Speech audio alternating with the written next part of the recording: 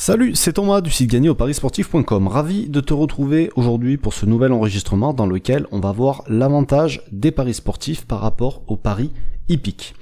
Donc, en gros, ce dont je voudrais parler aujourd'hui, c'est du value bet. Encore une fois, je vais prendre l'exemple des paris hippiques et le comparer aux paris sportifs pour te montrer l'importance de cette notion, pourquoi tu dois à tout prix comprendre comment ça fonctionne dans les paris sportifs et comprendre aussi que sur le long terme, si tu veux faire du bénéfice, ça va être le seul type de pari qui va être vraiment rentable. Alors juste avant de commencer, pense à t'abonner à la chaîne, d'activer les notifications aussi, ça te permettra de recevoir mes conseils 2 fois par semaine, le mardi et le jeudi, et de recevoir aussi un pronostic public tous les week-ends. Alors, il faut que tu comprennes un truc. Alors, on va parler des paris hippiques en France, en Argel, d'accord, parce qu'à l'étranger, ça marche pas de la même façon, mais peu importe, de toute façon, c'est juste pour l'exemple. En gros, les paris sportifs, c'est des paris à cote fixe. C'est-à-dire que quand tu joues une cote à l'instant T, c'est avec cette cote-là que tu vas être payé si tu gagnes, d'accord ? Contrairement à ça, les paris hippiques, c'est mutualisé. Donc en gros, tu peux jouer une cote maintenant sur un type de pari gagnant, un cheval gagnant placé par exemple, c'est-à-dire que tu gagnes soit s'il est gagnant, soit s'il est dans les 3 premiers, je crois, si je dis pas de bêtises. Enfin bref, peu importe, c'est pas vraiment le sujet. Mais admettons, tu vas jouer une cote à l'instant T, tu connaîtras la cote réelle si ton pari est gagnant à laquelle tu seras payé au départ de la course. Parce qu'en fait, comme je te disais, c'est mutualisé et en gros, on va faire gagner pareil à tous les joueurs qui auront misé la même chose sur ce cheval-là. Donc, quand on sait que un value bet, le principe du value bet, c'est d'estimer toi-même les chances qu'un événement se produise et de comparer avec celui du bookmaker. Donc en gros, il faut que la cote que toi tu es estimée soit celle du bookmaker soit plus élevée que celle que toi tu as estimée. Dans ce cas-là, tu as un value bet et dans ce cas-là, tu es censé jouer. Maintenant, admettons que dans les paris sportifs, on a repéré un value bet avec une cote de 1,80 chez le bookmaker. Nous, on estime que ça vaut du 1,50. Donc, on va le jouer. Si notre pari est perdant, évidemment, on va perdre la même somme. Mais si notre pari est gagnant, on va gagner une cote de 1,80 au lieu d'une cote de 1,50. D'accord ?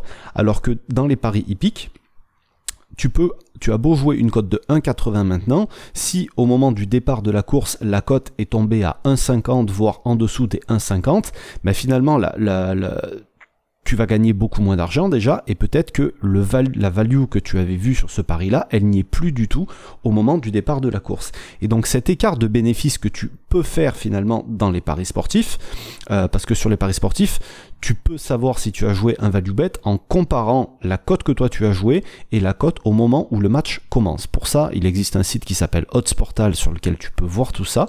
Donc je l'ai déjà montré dans d'autres vidéos. Donc c'est clairement ça l'avantage des paris sportifs par rapport aux paris hippiques, c'est que tu n'auras pas la mauvaise surprise de penser jouer une value à un moment donné et de ne plus l'avoir au bout du compte. Mais au-delà de ça, ce que je voulais te montrer dans cette vidéo, c'est l'intérêt du value bet, parce que tu peux très bien jouer une cote à 1,80 à l'instant T et au moment où débute le match, la cote est tombée à 1,50. Donc ce que tu vas voir là-dessus, c'est que tu vas faire un bénéfice de 0,3 par rapport à celui qui sera rentré plus tard.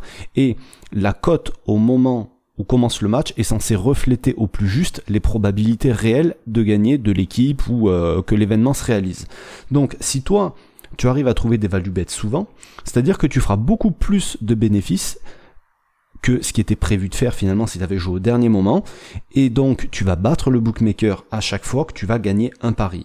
Et cet écart de bénéfice, c'est l'accumulation de ces écarts de bénéfice quand tu vas gagner qui vont faire qu'au long terme, tu vas faire du bénéfice et tu vas t'assurer d'être en positif si tu veux, d'accord ? Parce que chaque fois que tu vas gagner, dans 100% des cas, tu vas gagner plus que prévu. Alors évidemment, on peut pas trouver des value bets à tous les coups.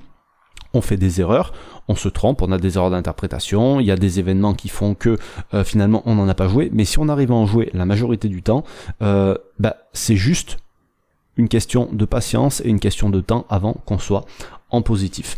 Voilà en gros ce que je voulais te dire dans cette vidéo.